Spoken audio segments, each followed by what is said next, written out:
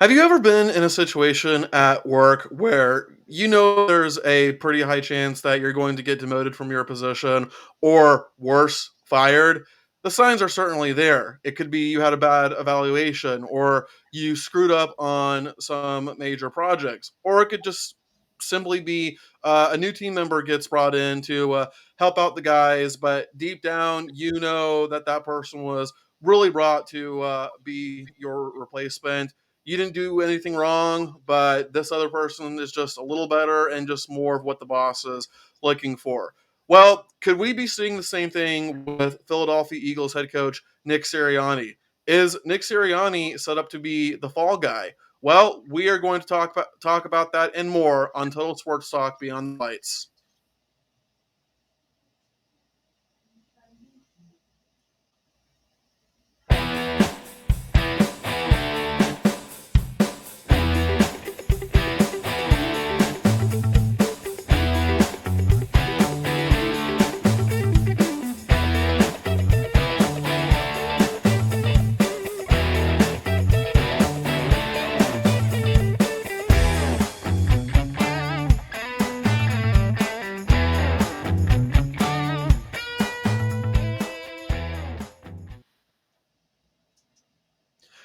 Welcome, everybody. Thanks for tuning in. I am David Street, and this is my co host, Ed Smith. Welcome, y'all. And of course, our other co-host Matthew is busy being a father right now, so we're happy for him in this moment. And by the way, guys, we are only five. We are now 5 subscribers away from 100 subscribers. So if you haven't yet, please subscribe to this channel. Please tell everybody you know. Oh, and by the way, there's an incentive here. Whoever our 100 subscriber is going to be, we will be in contact with you to get you a $25 coffee gift card because we all love gift cards, right? Anyway, Ed, so what we're about to talk about, Ed, we've actually had this conversation before, so I feel like this is going to be fairly smooth sailing for the both of us, right? Um, Nick Sirianni caught a lot of flack last year toward the end of the season, and there were some Eagles fans, diehard Eagles fans, who were calling for his firing, which we knew was never going to happen. I mean, he's been there for 3 seasons now. And he's never had a losing season. He's been to the playoffs every single year, and he went to the Super Bowl his second year. Like, that's a pretty good resume, right? But we all know that both you and I know that records can often be misleading. Like, if I told you about a team that went 11-6, your first thought is probably going to be, "Oh, that's a pretty good record. That's a really good record, actually." But then I give you the context that, well, they actually started 10-1, and then they won they went 1-5 the rest of the way, which, if I recall correctly, describes the Philadelphia Eagles in the 2023 season. They got off to a hot start, and then they collapsed toward the end of the season, which culminated them in getting their asses kicked by my Tampa Bay Buccaneers, right? And as I said, Sirianni, a lot of people were calling for his head, but we knew that was never going to happen. But a couple of big time coordinators have been brought in to help Sirianni out. And I believe one of the things that I talked about, Ed, is in Nick Sirianni's second year when the Eagles were one of the best teams in the league. They had two really good coordinators. They had uh, who's the guy? Who's the head coach for the Gannon, or who's the Uh-huh. head coach for the Cardinals? Yep, Gannon was one of them. And then who was the offensive coordinator? Uh, Boy, why are you guys asking hard questions right off the bat? Well, the point is that we know much of the Eagles' success came down to their coordinators, and after they left, it pretty much went all south there. Right now, Sirianni does hold some responsibility for that because at the end of the day, whoever he hires, that's on him.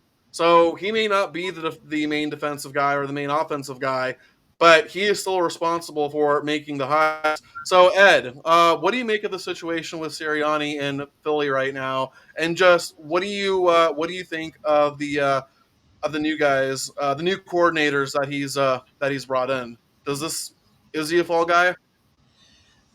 So I've seen this happen uh, in the NFL for quite a few years now, where everything falls apart. You're, in this case, you limped and crawled and scratched your way into the playoffs before getting waxed in Tampa. Well, I've seen head coaches get rid of the coordinator, say, it's them, it's not me, and then hire a couple of guys so they can get that extra year on their contracts to coach another year. And hopefully it all works out. Hopefully, they look like geniuses for doing so. But most cases, turning over an offensive and defensive coordinator in the same season is almost just as good as turning over the head coach uh, to start over. So it's kind of as far as the quality of the hires. I think this is a difference between uh, uh, Maximus Aurelius for defense and Gumby for offense. Good old shovel face Kellen Moore is going to be the offensive coordinator, which I don't think he is as adept at protection schemes that are necessary, but he has been given one of the biggest gifts in free agency to work with, and he's just got to not mess that up. This is also an Eagles team that I had their anchor as far as a offensive unit. Uh, uh, Jason Kelsey retire in the offseason.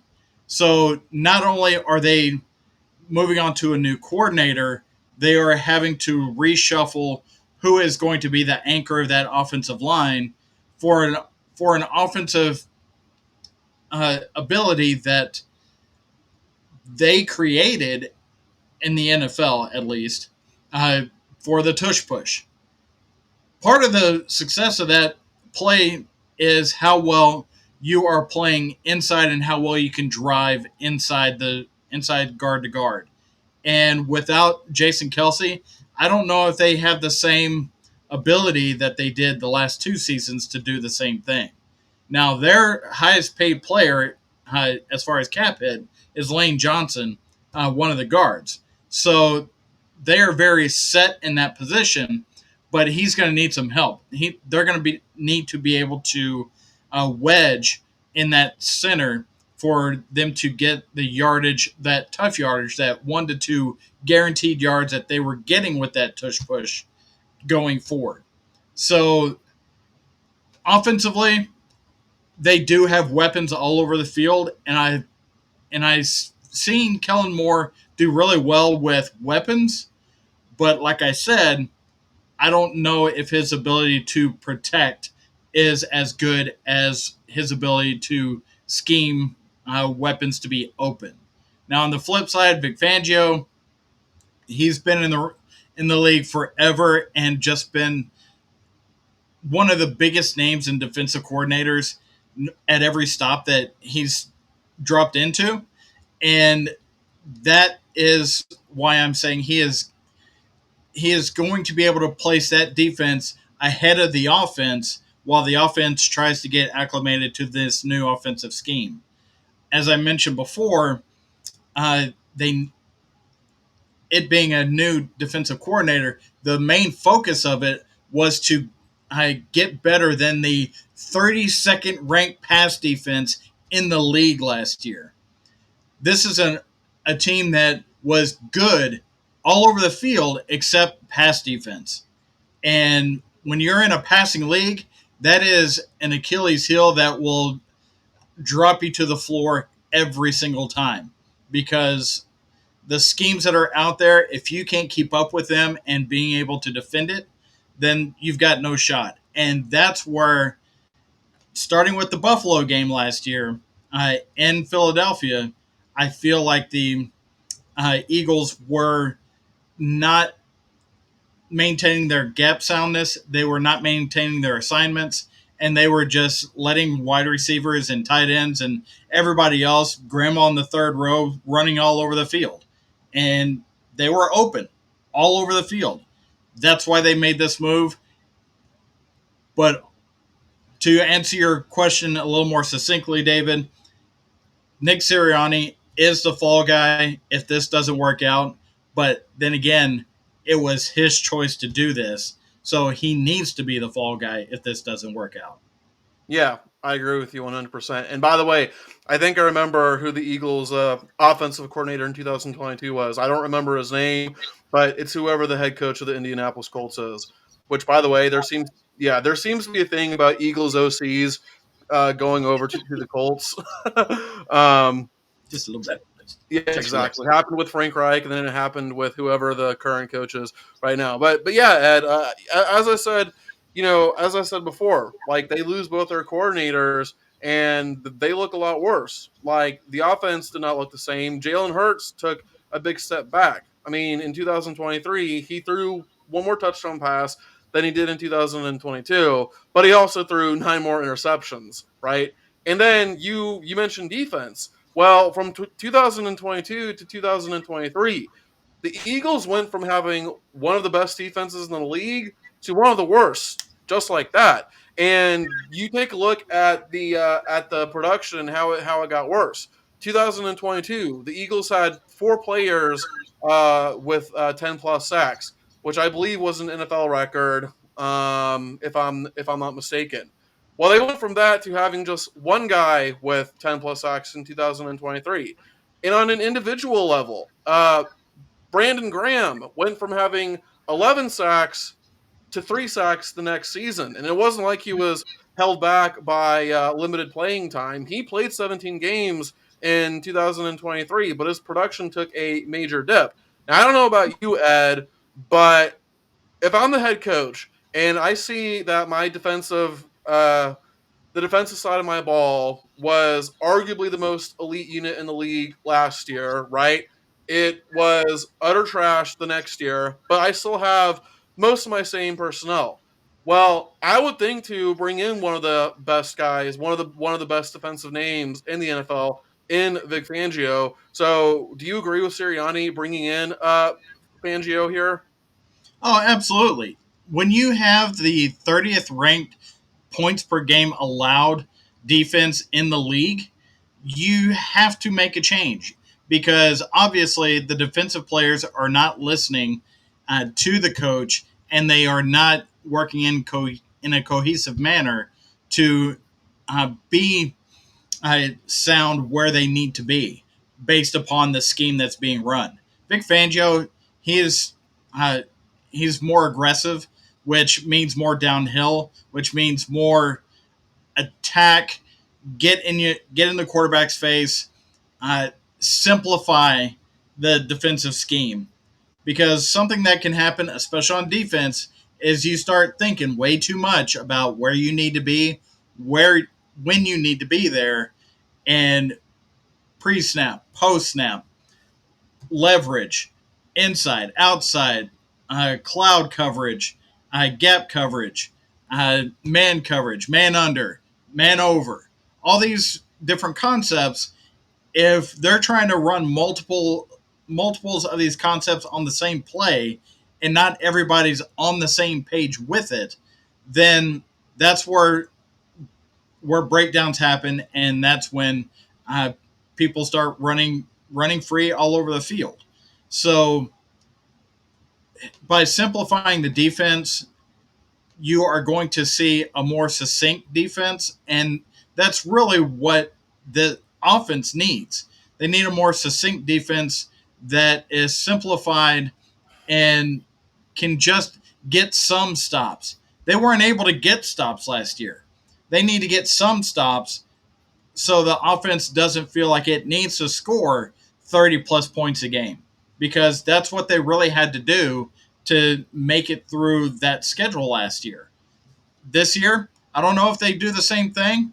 They're going to try, but if they do make 30 points a game versus giving up 30 points a game like they did last year, then uh, if the defense can just hold down an extra touchdown less, then they're going to win a lot more ball games, and there's a greater chance of them getting back into that driver's seat in the NFC East. Yeah, absolutely. And you said before, you talked about how the Eagles have a loaded offensive roster, and certainly got better with the addition of Saquon Barkley from the Giants. And it seems like they brought in Barkley to kind of help take that load off of Jalen Hurts, because we know that ever since Jalen Hurts got plugged in as the starter for the Eagles, well, they've kind of operated a run first offense, right? And I'm very interested to see what the dynamic is going to look like between Hertz and Barkley. What do you think, Ed? I think it's going to allow Jalen Hurts to be more effective in the option game. It's going to allow him to uh, not have to take as much punishment. And Saquon can be explosive, or he can be a bell cow. He can do both. You don't necessarily need Jalen Hurts to be that between the tackles runner for the offense to go. And that's where I think the big addition is for the offense is in the run game with Saquon Barkley able to run inside and outside and not just have swing pass running backs, uh, outside zone running backs, those outside pitch running backs. You need somebody that can do both to take the pressure off of, oh, he doesn't have the ball. Let's get the quarterback because he's the only one that's capable of running in between the tackles. So that is actually going to extend the life of Jalen Hurts this season more so than I think almost anything else. Uh, because when you are running the ball, you don't need to have the offensive line protect near as much. And as I've mentioned before, Jalen Hurts' protection schemes in the passing game I are not as good as I've seen some other coaches do. But I'm not saying that he's terrible at it. I'm saying that there's some things that I've seen with their protection schemes that it needs that running element to better use as a pass protector. Yeah, absolutely. And before we move on, I just want to ask the whole audience a question, and that is, have you all ever wondered what guys like to talk about during their spare time when there's no women involved and it's just them? Well, tune in to Guys Like Us, formerly Guys Night, but has since been changed to Guys Like Us. If you're interested in talks about politics, the Christian faith, well, Rob, Dave, and Phil offer excellent content. So tune in whenever you can. A product of American Daily Press. Guys Like Us, again, formerly known as Guys Night, but they are now Guys Like Us. You will not be disappointed. Uh, Ed, I want to talk about another team that also has a young quarterback, and for obvious reasons, I will let you take most of this. But when I'm looking at this list of receivers that you presented to me, we're talking about the Green Bay Packers, of course, right? Ed, I'm looking at these receivers, and I obviously was completely out of the loop when it came to your team because I'm looking at these guys and I'm like, who the actual hell are these people? So there's a big question around if Jordan Love is going to be the player that he was in the first half of last season or the last half of last season. And the big part that I saw in going back and rewatching those games is they the offensive coaches were trying to figure out who they were. That's a big part of offensive efficiency is do you know who you are as an offense? And in Matt LaFleur's offense that Jordan Love is running now, he was somewhat unsure. There were some reads that were a little bit off, but as they got tightened up and they became more succinct as an offense, which really uh, got moving when Jaden Reed, the speedster, became a bigger part of the offense because not only could he catch down the field, he was that jet sweep wide receiver, that wide receiver that could take some handoffs away from the running back Aaron Jones last year. This year would be Josh Jacobs, uh, and really turn it into a 4 to 5 wide style offense, which is much more difficult to defend than the two tight end, just try and run it down your throat style, which is has its advantages, but with the young, talented receiving core that the Green Bay Packers have, it is a much tougher ask to keep up with all those guys running out. And Matt LaFleur is really good about protection, whether it be from the offensive line or through the scheme itself. He can do both. And that's really the point I wanted to make as far as keeping Jordan Love upright and in rhythm. That is going to be a big part of whether or not he progresses the way that he did in the second half of last year and not revert to that first half quarterback that we saw.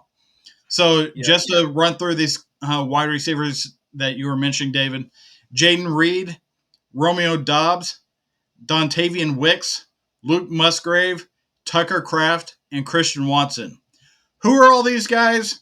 You're not going to know them. They've only been in the league for 1 to maybe 2 years, and some of them have been injured during that time as well. It is a young player renaissance when in the Packers organization. The whole Aaron Rodgers, uh, Devontae Adams type offense, they're all gone. It is a completely fresh start, and the Packers maintain their success level while still doing it. That is the impressiveness that I find of the Packers organization and the culture of winning that goes from the very top all the way down to the field. And to just answer the question that you presented to me, Jordan Love is going to be better this year. He's going to continue to progress. He doesn't regress, although a big portion of it is going to have to do with will Josh Jacobs stay healthy over a 17 game schedule. That's a big uh, that's a big thing for any team, right? To have a healthy lineup every single week, that is a bigger advantage than almost anything that you can get player over player. The what's the best ability? Availability. And if it's him playing for 17 games, they're going to be in a much better spot. Um, as as far as what the Packers need to do to help out the offense, they don't need to be great. They need to be average because the offense is going to be humming going into this year. So being that 13 to 18 range as far as defensive ranking for points and yards, and the Packers will have a really good opportunity to win the NFC North. Just a couple things here, Ed. First, uh, did the Packers go from being the oldest team in the league to the youngest in just a couple of years? Yes, Youth it movement, was, indeed. uh, and it turns out that the draft pick that really fueled the fire for Aaron Rodgers to get 2 more MVPs looks like it's turning out pretty well for us.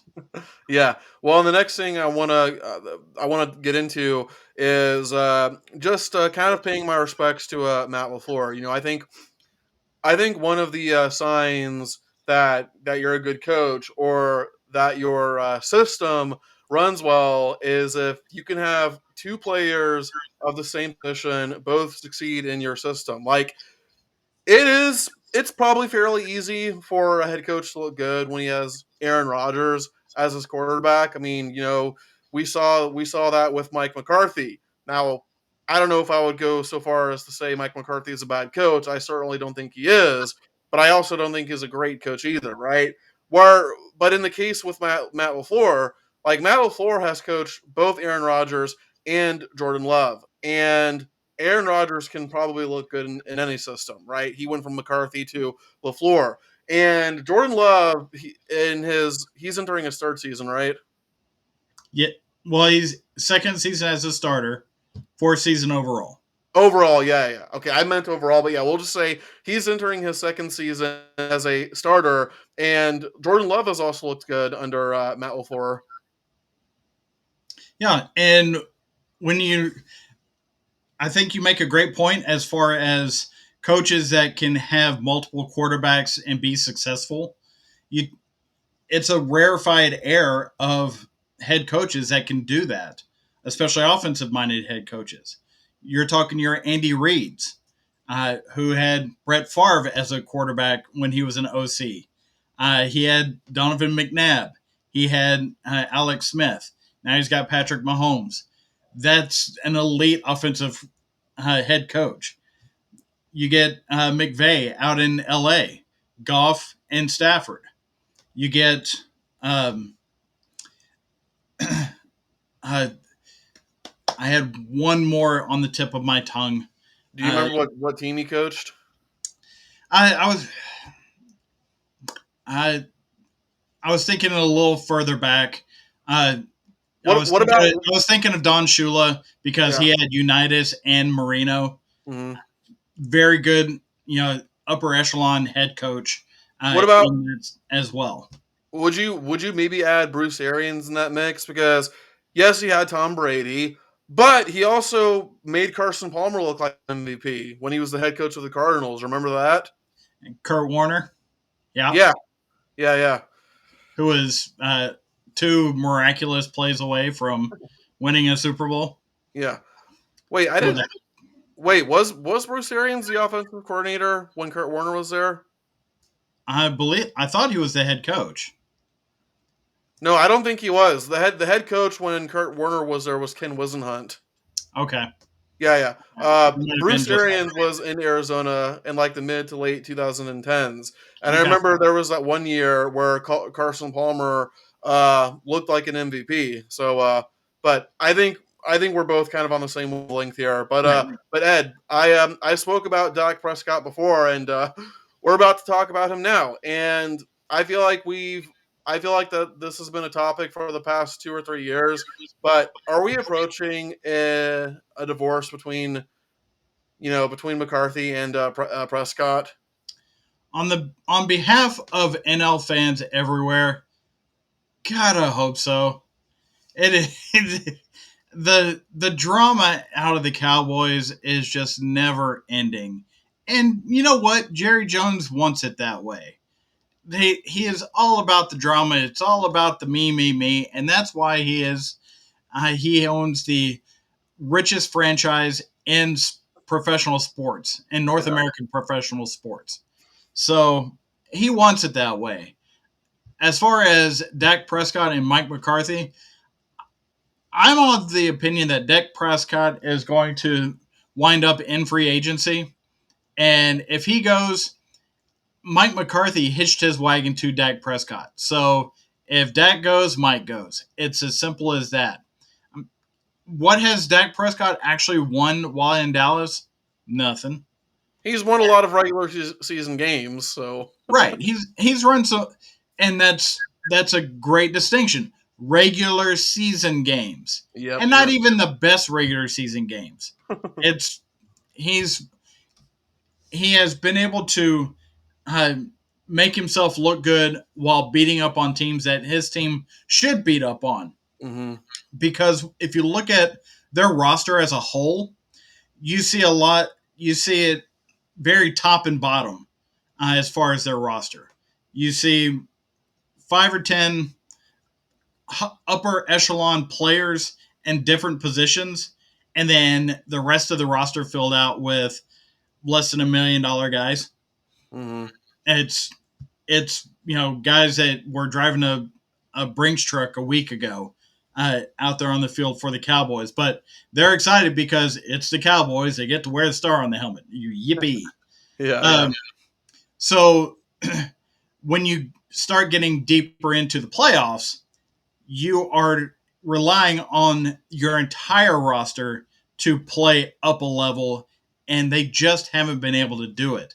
Dak Yeah. Prescott, being the quarterback, he is going to take the most on his shoulders for the failures that they have had, especially when they get blown out at home, uh, when they are the clear favorite going into Mhm. the playoff. That can happen. So we're to a point where Dak is about to hit the free agent market. The Cowboys really have not, definitely have not been aggressive. I don't know if they've even given him an offer yet Mhm. at this point. Yeah, Which, yeah. if they haven't given him an offer, do they even really want him beyond this year?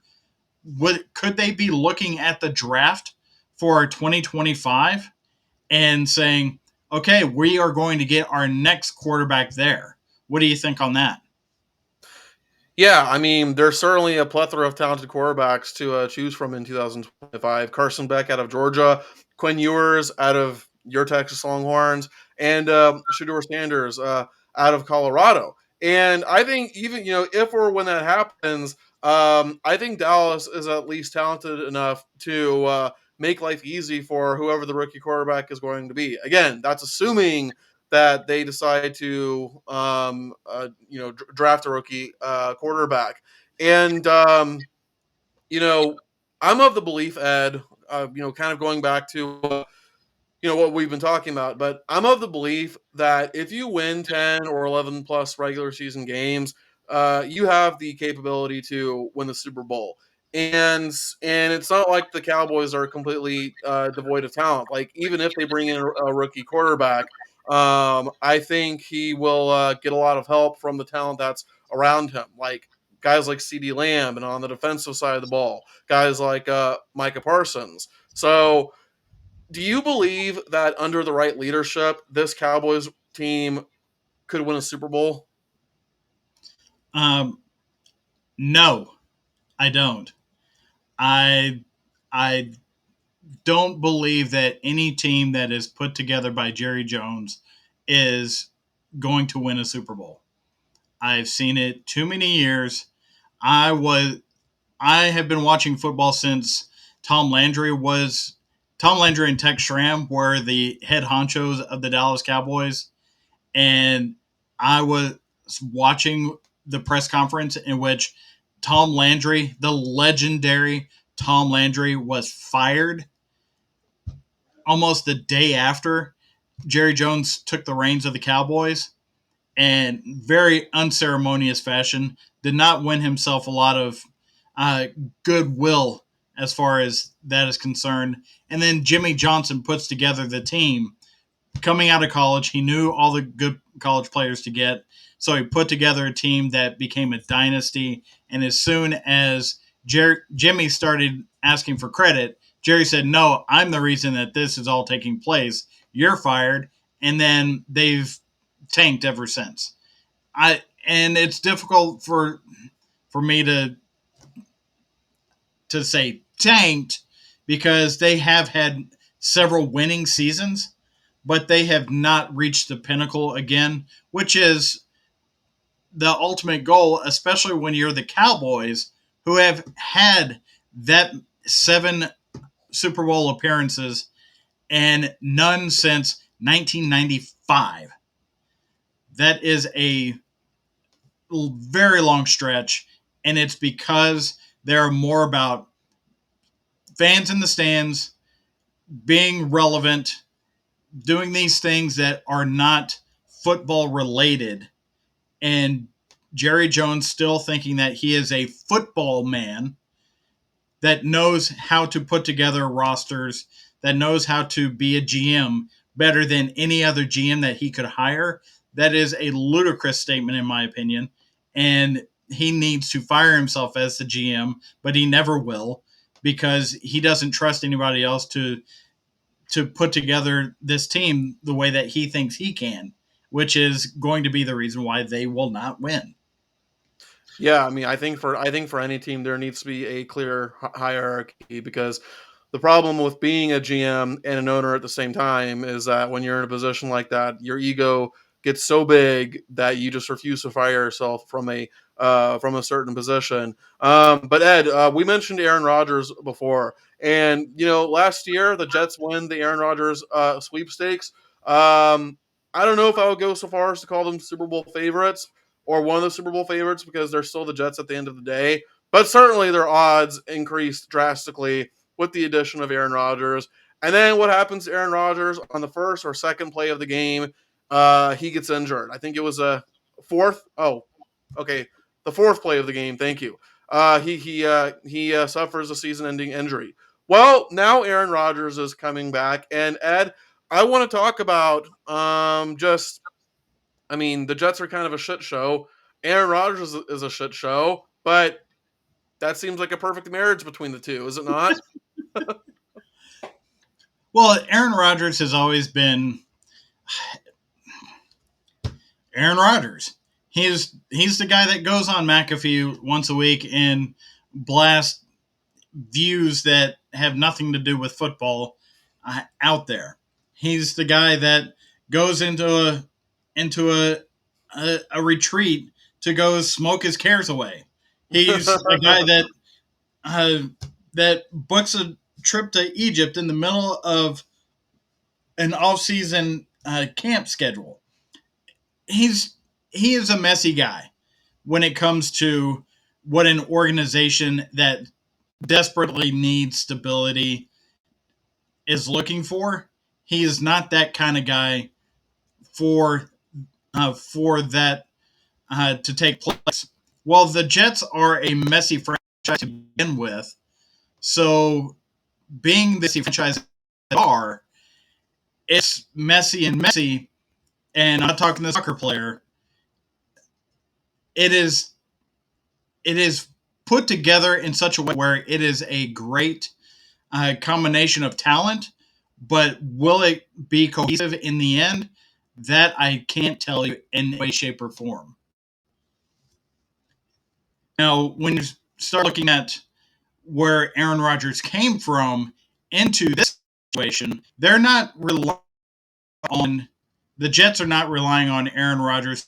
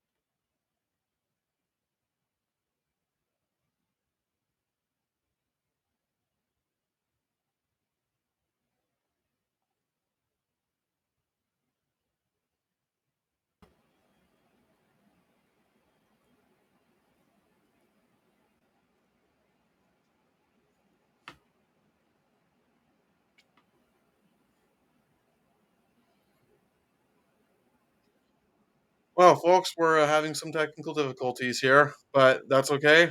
The show will go on very, very soon.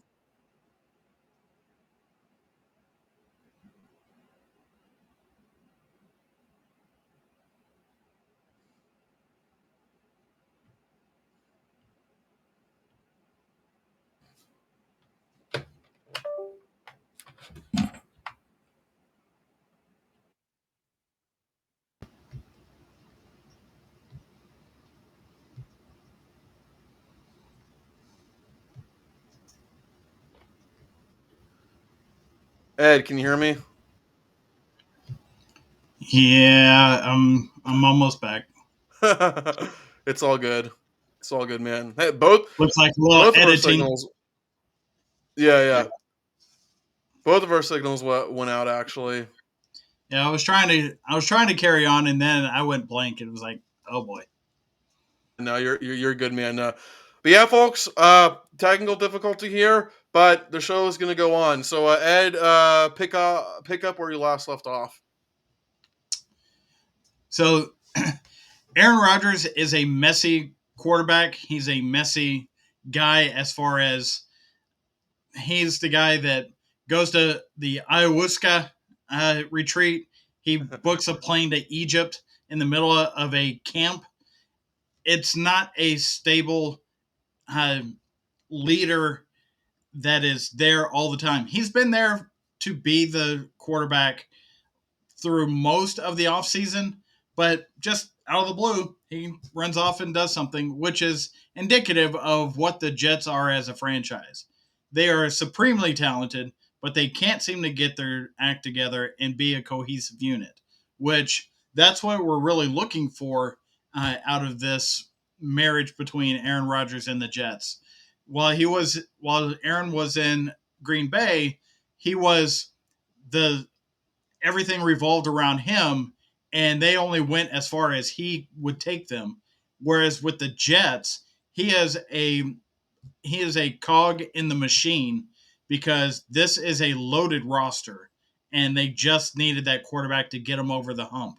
And I think that they can do it, but it's going to take some jello molding between everybody to become a single piece for them to uh, go to the heights that this roster can go to.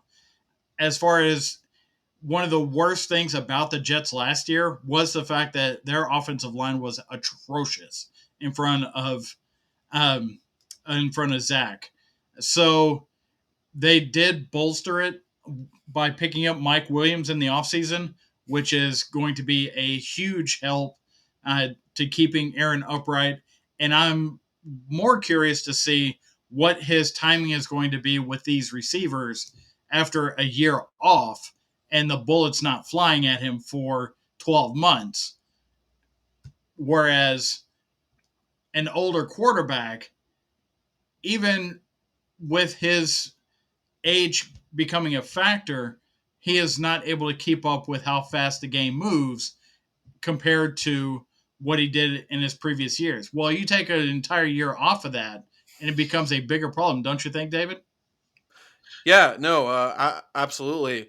And I also want to ask about the head man of the Jets, Robert Saleh, and just what do you make of the job that Saleh has done so far? And I'll add my take.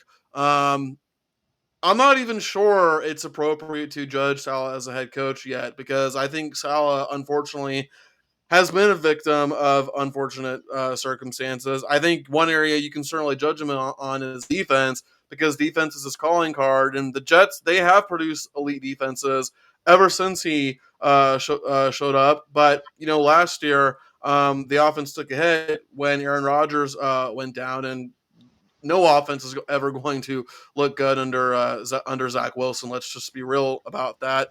So I'm not sure it's fair to judge Salah now at this point, at least you know from an overall perspective. But what do you think?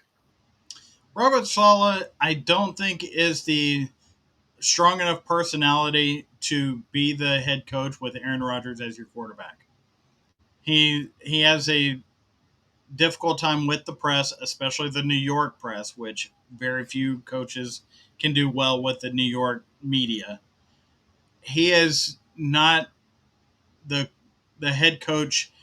It's not the head coach and quarterback marriage that you need to be a well run team overall. I'm not necessarily franchise because there's a lot more to the franchise than just the head coach and the quarterback, but the team overall needs those two people on the same page, and they obviously have not been given the responses that Robert Sala has given so far, but from last year going into this year, and with everybody uh, expected to show up to training camp in the next week and a half, that has to be fixed real quick for the Jets as a whole to reach their potential, because without that cohesion, they're going to fall apart at Yeah. the first sign of any kind of adversity, which is Yeah. not something that we see with the Chiefs ever. Nope. No, not at all. And then also, I don't want to ignore your question completely, Ed. What was you asking me before? Something about Aaron Rodgers being back after a year? Do you think Aaron Rodgers is going to have a more difficult time getting, is it getting used to having the bullets flying at him play after play after taking the year off, or is it still going to be the same Aaron Rodgers processing as quickly as he has over the past 20 years in the league? I mean, I'm inclined to think that we're just going to see the same Aaron Rodgers. I mean, he's with a different team now, right? So like it's fairly easy to look good and have stability when you're with the same team. But as I also mentioned before, same team but two different systems. Mike McCarthy and Matt LaFleur. But even so, I think we're going to see the same Aaron Rodgers, despite being with a different team, despite being in a different market. Until I see otherwise, Ed, I have no reason to think differently. Fair enough. Fair enough. But we do know one quarterback that has no problem with the speed of the game whatsoever, and that's Patrick Mahomes. So the the last question that we'll bring up is, do they three-peat?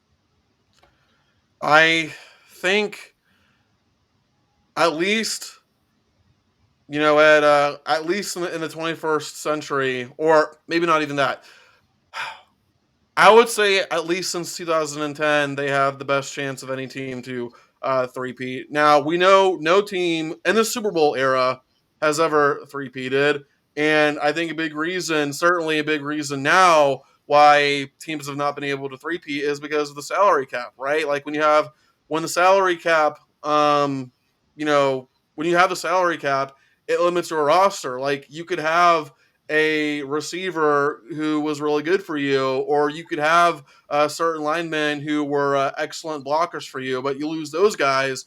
You might still have good regular seasons, but you lose those difference makers, and it's basically the difference between winning a Super Bowl and possibly getting eliminated in the wild card round. But here's one reason I say, well, here is a reason why I say the Chiefs have a great chance to three-peat, Ed. It's because last year, Patrick Mahomes had the worst statistical season of his NFL career. And we all thought, me included, most of us at least thought, oh, there's no way the Chiefs are going to repeat. They don't look good at all.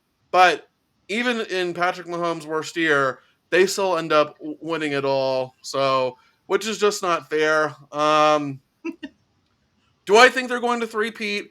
I don't know. I don't think they're going to, Ed, just because I think history has to take some effect here, but I certainly would not be surprised at all if the Chiefs do three-peat.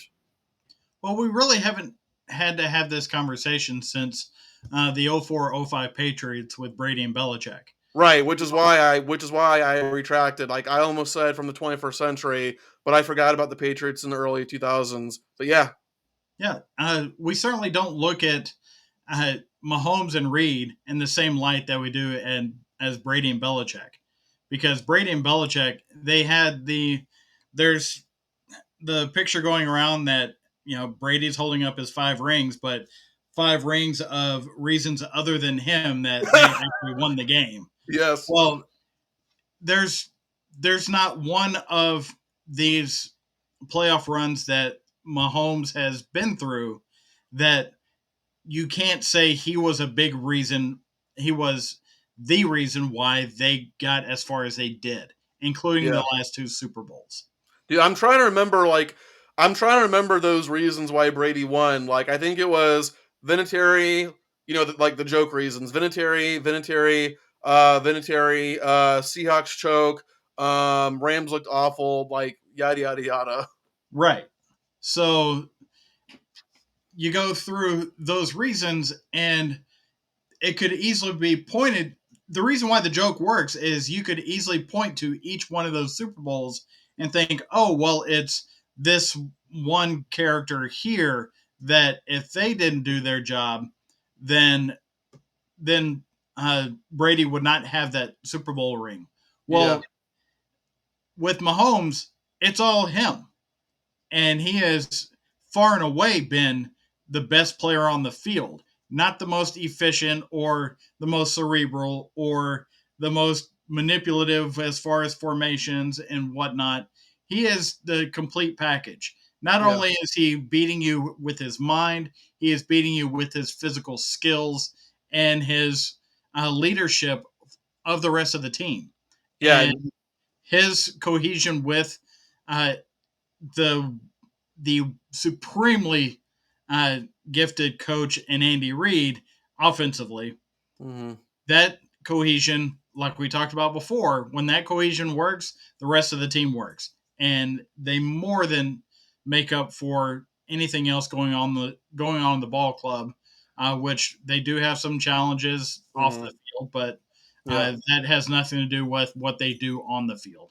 Yeah, and also one more thing about Tom Brady that even like in the case when he won with the Bucks, it was the first time that a Tom Brady led team won the Super Bowl by at least 20 points. And Tom Brady won MVP, but I don't think Brady played particularly great. Like he certainly wasn't awful. Like he played well enough to not mess it up. But I think that victory was more of a credit to our defense. And personally, I think Devin White should have won Super Bowl MVP. But we all know why Tom Brady got it for obvious reasons. But I also agree with you about Patrick Mahomes that, especially in the case last year, they definitely won because of Patrick Mahomes. Because in overtime, who did he throw that game-winning touchdown pass to? I think it was Mecole Hardman, if I remember correctly. Okay, yeah, Yeah, yeah. Well, whoever, like whoever it was, that was a case where if the game-winning touchdown comes from uh, a touchdown pass, well, quite literally, your quarterback won that game for you. right, exactly. And the way that he's able to manipulate the offense to find the best uh, plays to run, which the play in the Super Bowl, ice cream, uh, was the same play that they had run previously to win other big ball games. So uh, it is it is without question that Patrick Mahomes is the main reason why there is so much success in Kansas City. Him and Andy Reid together, which leads me to believe that we are going to see a three-peat for the Kansas City Chiefs this year. As much as I want to see Jordan Love get the Packers back there and have another Packers Chiefs Super Bowl, shout out Super Bowl one. Mm-hmm. Uh, I I think this is probably the absolute best chance because that roster has been able to turn over to younger players consistently enough to not get bogged down by bad contracts. And in the salary cap era, that's exactly what you need to do. And they've done it to perfection. Yeah. Uh, Ed, let me ask you a question that's either going to be a perfect segue or I'm going to look like an idiot and we're going to have to move on anyway. But Patrick Mahomes was also a star baseball player in high school, right? Yes, he was a pitcher that had a 94-mile-an-hour fastball in high school Whew. with a devastating curveball, and he is the son of a former Major League Baseball player. Well, I'm glad to hear that. And speaking of being the son of a major league baseball player, Ed, we got the All Star game coming up soon, Mhm. and one of the events of All Star Weekend is, of course, the home run derby. And one guy I want to talk about just real quick. I'm not going to give like a deep statistical analysis about him, but just Pete Alonso. I knew Pete Alonso was going to get selected, Ed. I think, yeah, Polar Bear. I think we all knew Polar Bear was going to get selected, Ed, because Pete Alonso has pretty much built up a reputation for being the home run derby guy. Yeah, I mean, and he's performed well at the home run derby. Uh, there was some question on whether or not he was going to participate this year. At this point, there's only 6 of the 8 slots filled in for the home run derby. Which last week we talked about the starters and the All Star game and the rules changes. Well, right now we only had one player that was signed up for it at that time, and that was Gunnar Henderson. Since then, we've added Alec Bohm, Pete Alonso, Bobby Witt Jr., Marcelo Zuna, and Jose Ramirez. Jose Ramirez was actually added Tuesday, Mm. so that's the newest one that's on the list. We're still waiting for confirmation on the last two. So this looks like a pretty stacked field, which not a lot of true power hitters, but it's certainly going to be fun to watch.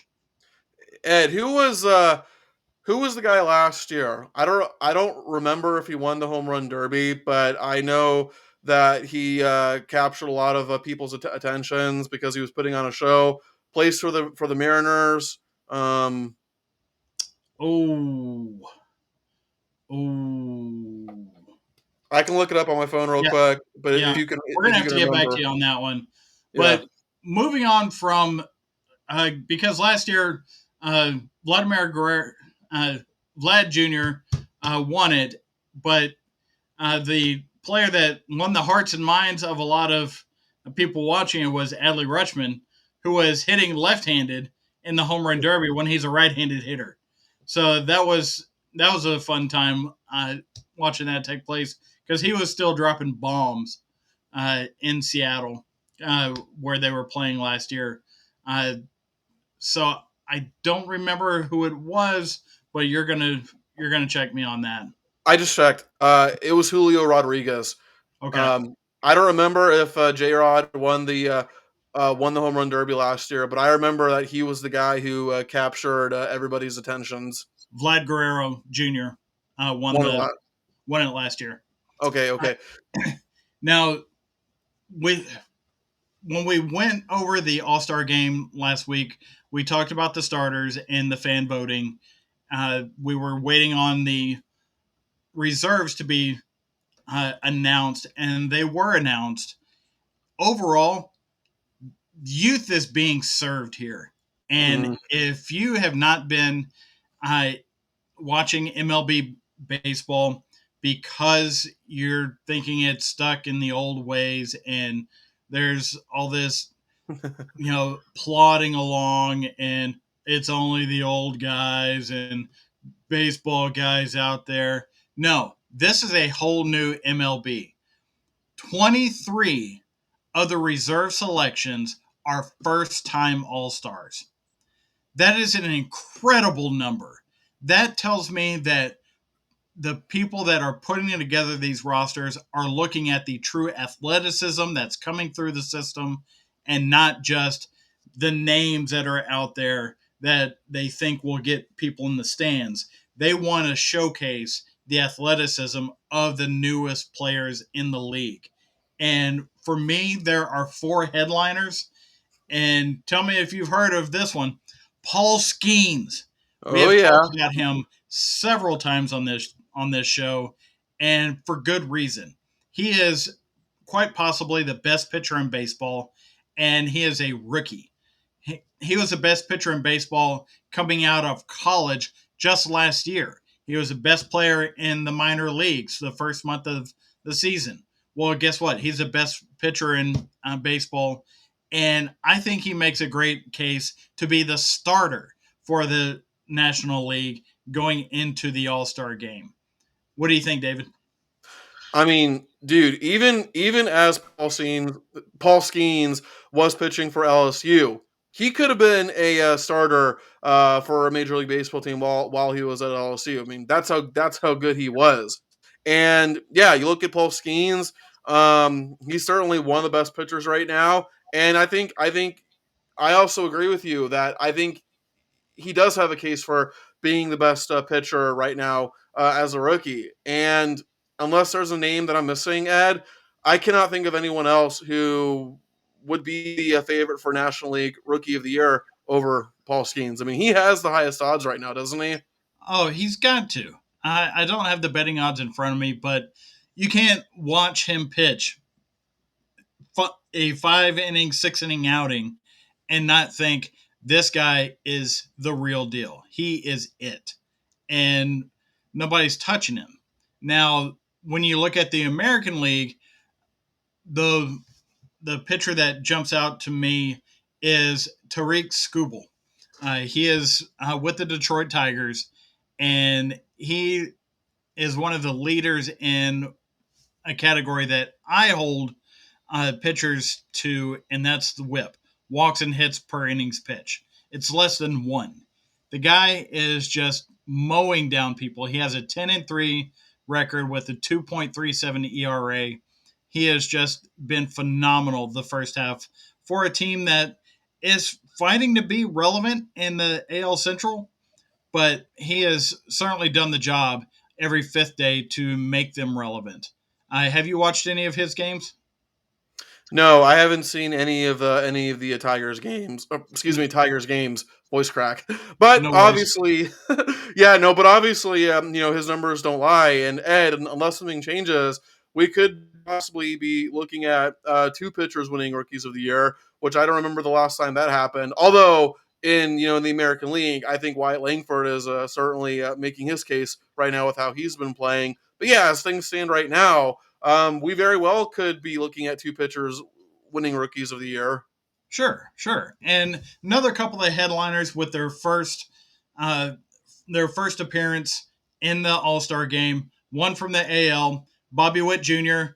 You and I talked about him last week. We knew that he needed to be part of the selection.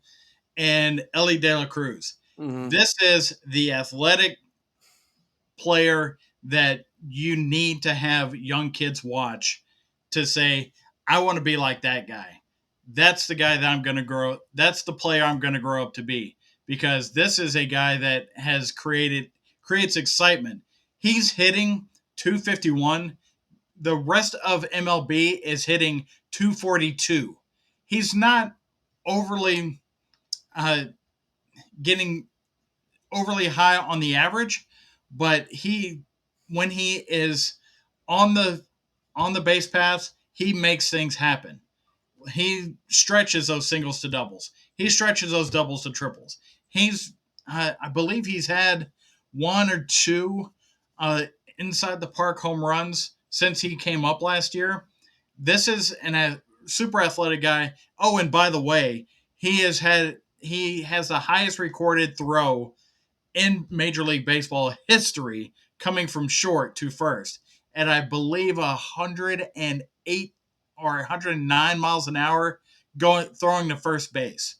That is a cannon for. Rest in rest in peace to the hand of that first baseman, right? This is why they've got the big rounded edge to their glove, Yeah, yeah. because wow. But And with that athleticism and the youth that is being catered to in this All Star game, I said it before.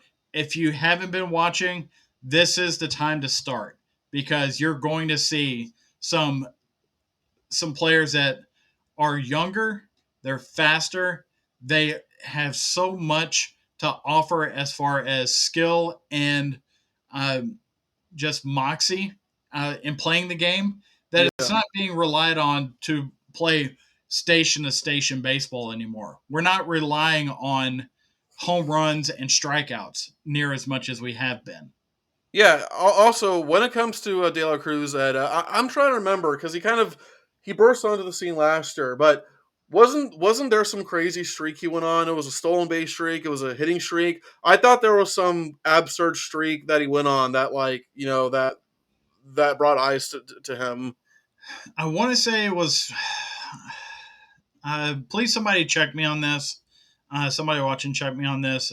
I I think he uh, there's like a 20 something game on base streak, I think that's what it was. and that had not been seen in quite some time. We're talking about a guy that creates enough speed on the base pass to where you could see that happening for him multiple times in his career, as long as he doesn't get injured or have that dreaded hamstring injury or uh, have any weird slides into second or third. Those are things that could happen to any player, but we really don't want to see it from a player like Ellie De La Cruz. That Yeah, uh, if I'm the top brass in the MLB, he is in my hype video to pitch this game because yeah. he is that exciting of a player. And by the way, to the one guy that we need to fact check this, you know who you are. Ed and I both know who you are. So, but Yep. Ed, this entire thing is not a youth. Like, there's a lot of youth, right? But like, literally, the entire thing is not a youth movement because we have some veteran guys here. I mean, we have four all stars here who have all made at least 8 appearances, and they are Salvador Perez, Chris Sale, Freddie Freeman, and Mookie Betts. Yeah, and good on them to still be competing at that same level this many times, getting the nod to be as part of the All Star team, and really to kind of show these younger guys what it means to be an All Star your first time because they have that experience of doing so. I've seen several All Star games in my life where every player up there had been an All Star, you know, 5, 6, 7 times, and then there's the one rookie, and that one rookie is like, oh my goodness, this is awesome. They walked me through on what it's like to be an All Star. Well, here this basically gets to be the Jedi Council of the All Star game, and they can sit there and kind of guide these younger players on what it means to be at this level going forward, not just to get to the game, but what it means to represent the game. And I'm super excited about that. Now there is one other point I wanted to touch on, David, if I could. Yeah, These go rule ahead. changes, these rules changes that took effect last year, I think is helping some of this athleticism be highlighted with the larger bases. I know it's uh, something that the old man crowd really didn't want. Uh, the pitch clock, it's sped up the game and allowed people to watch a game more cohesively rather than pitch.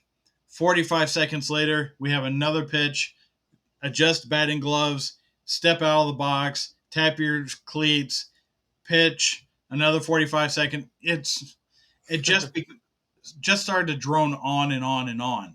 These moves of what they have done so far in changing the rules for efficiency of the game and trying to highlight the athleticism of the game, I think has worked. And we actually have a story about it on American Daily Press as a follow up to the end of last season. For those that didn't see it, it is on that website, and yours truly wrote it up for the website. And feel free to look it up. Tell us what you think. Uh, David, do you have more to add on that? I do have one more thing that I want to add, and I want to go back to the home run derby discussion, if you don't mind, Ed. Please. So, 6 of the 8 players have been selected. So, real quick, Ed, let's make a prediction. Who do we think the last 2 players are going to be? And I'll go first. I think the final 2 players are going to be Shohei Otani and Bryce Harper. Who do you got? I've been trying to keep up with this because they're some of the biggest hitters that are out there um, have have stated that they are not going to be in this game, be in this event, and Shohei Otani is one of them. So I Oh, know he's not going to be in it. well, I could I would definitely prefer take to back that see. part. I would prefer to see Yordan Alvarez Mm. uh, just launching uh, out of that out of uh, the ballpark in Arlington, which that's not the name of it now, but Yeah, it's Globe Life Park now, I it's think. Globe Life Park. I used to go to games at the ballpark in Arlington, so that's why the way I think of it. Yeah, of course. Um, and how I would I would venture to say, I just trying to think of one off the top of my head, but where's Aaron Judge? Aaron Judge Um, Aaron Judge is not going to be on in this event, but he would definitely be um, a magnet for people turning on their television sets and watching this if yeah. he was on, especially considering the first half of baseball that he's been having. Oh yeah, absolutely. And speaking of Globe Life, what about Corey Seager? Or is Corey Seager one of those big name guys who said, "No, I'm not doing the home run derby"? I had not seen him confirm or deny, but I don't think he is. I don't. I'm fairly sure he is not going to be a part of it. He's taking the time off because it's a break for every other player to go home and get some rest and get ready for the second half. Yeah. Well, we'll find out soon either way. But everybody, thank you so much for tuning in to another episode of Total Sports Talk Beyond the Lights. As I have said before, we are only 5 subscribers away from 100, at least the last time I checked. And whoever the 100th subscriber is, we will make sure to be in contact with you to give you a $25 coffee gift card. But just check out other content from American Daily Press, such as guys like us, like I mentioned before, or Brita Unfiltered, or just check out American Daily Press for awesome articles on news, politics, religion, entertainment, etc. But yeah, once again, guys, thank you so much. It's been a blast, and we are rounding third and headed for home.